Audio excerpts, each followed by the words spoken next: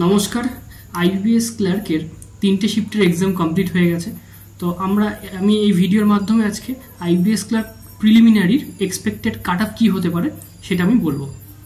তো প্রথমেই বলে রাখি, আইবিএস ক্লার্কের প্রতিবারের মতো যেরকম পেপারগুলোতে ভ্যারিয়েশন লক্ষ্য করা যায়, এবারেও কিন্তু সেরকম লক্ষ্য করা গেছে।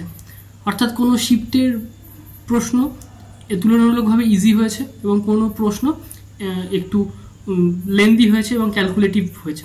তো সে কারণে নিশ্চিতভাবে বলা যায় যে সেই ক্ষেত্রে আইবিএস ক্লার্কের প্রিলিমিনারি এক্সামিনেশনে কিন্তু নর্মালাইজেশনকে লক্ষ্য করা যাবে।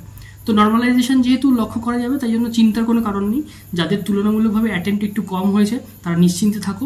যদি তোমাদের অ্যাকিউরেসি ঠিক থাকে তাহলে কিন্তু সেক্ষেত্রে তোমরা কোয়ালিফাই করে যাওয়ার তোমাদের চান্সেস থাকবে। তবে একটা কথা বলি, এই এক্সামের ক্ষেত্রে ইংলিশটা কিন্তু একটা সবথেকে বড় ফ্যাক্টর হয়ে দাঁড়াবে।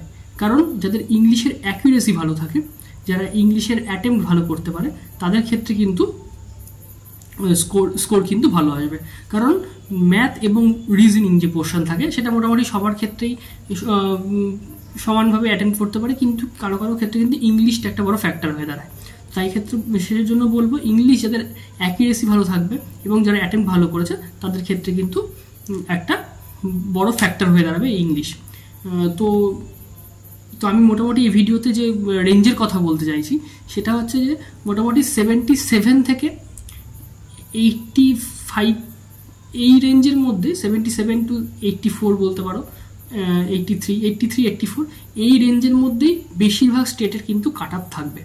ঠিক আছে, 77 to 84, 77 to 84 এই রেঞ্জের মধ্যে বেশিরভাগ স্টেটের কাট অফ থাকবে। ওয়েস্ট বেঙ্গলেরও সেরকম কাট অফ থাকবে।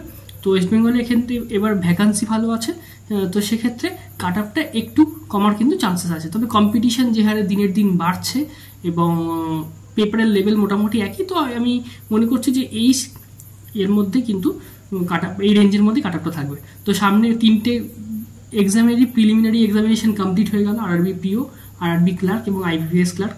এবার 3টেরই কিন্তু মেন্স পরীক্ষা শুরু হবে। তো তোমরা মেন্সের জন্য কিন্তু প্রিপারেশন নিতে থাকো।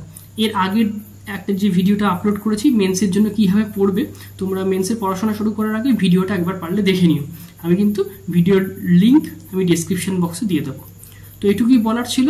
তো আজকের ভিডিওটা এই পর্যন্তই। যারা প্রিপারেশন নিচ্ছে তাদের সবাইকে বেস্ট অফ লাক। ভালো করে পড়ো, সামনের মেন্সগুলোকে আরও ভালো করে প্রিপেয়ার করো। তো দেখা হচ্ছে নেক্সট ভিডিওতে।